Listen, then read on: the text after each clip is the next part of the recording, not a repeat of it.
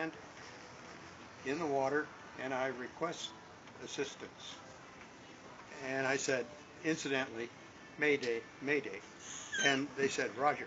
And I put it down parallel to the incoming swells from the north-northwest.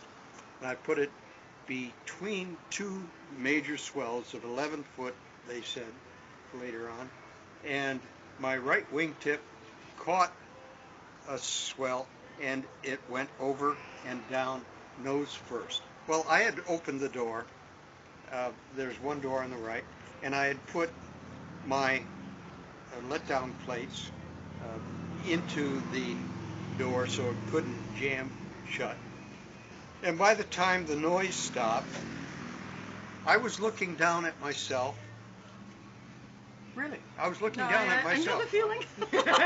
Unfortunately, I know the feeling. I was underwater. I was holding my breath, and I was trying to get out of the seat, and I couldn't. And I looked down and said, "Dummy, release your seatbelt." So I released my seatbelt, and I popped up because the airplane was upside down like this, nose down in the water, and I popped up into the back seat, into the cargo compartment, which had a bubble of air in it. And I said, and I breathed a couple of times, and then I put my feet against the right side window in the back, and I popped it out. It was plastic. And I started out through that, but my Mae West caught up on it. Oh, no. Your what? His vest. Mae West got caught.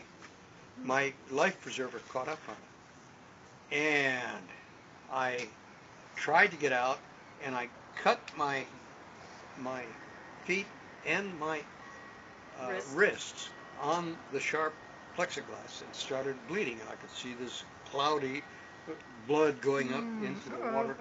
And I knew I'm an experienced diver, and I knew I had to be about 11 feet below the feet, maybe 12 feet below the surface, about the length of the airplane. And then I felt the open door that I had opened, and I pulled myself back into the aircraft, took myself out through the open door, and I saw the damage on the right wing, and I went to the surface. I got up, and I popped my life preserver, and it filled full of CO2, and I was on the surface.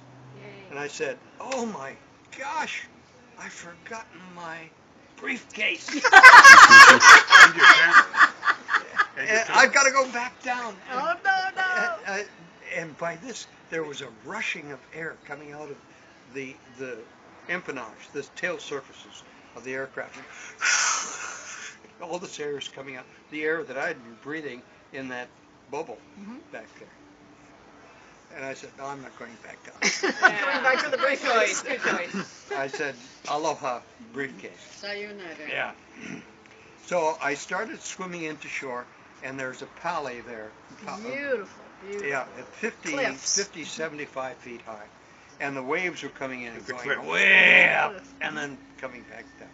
And I said, if I time this right, I can go up on the wave and grab one of those rocks and hold on, and then I can climb up the rest of the way, right? Well, the dumb thing to do. Anyway, I was going to do that. And I was swimming in with my life vest, and this figure appeared on the shore. And he was in a yellow raincoat because it was raining slightly. And he was a fisherman. And he said,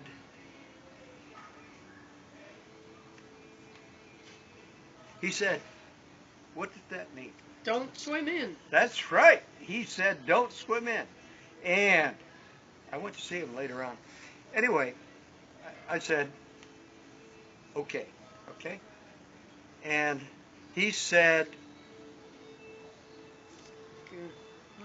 go that way. Yeah. You were Down, right. Yeah. And he saved my life. Wow. So I went out and I started swimming down towards Pepcale Point. And pretty soon I saw this little thing coming up above the horizon, like this. What's the noise for? Dun, dun. Well, Shark noise, shark noise. no, I got to give you some background. A week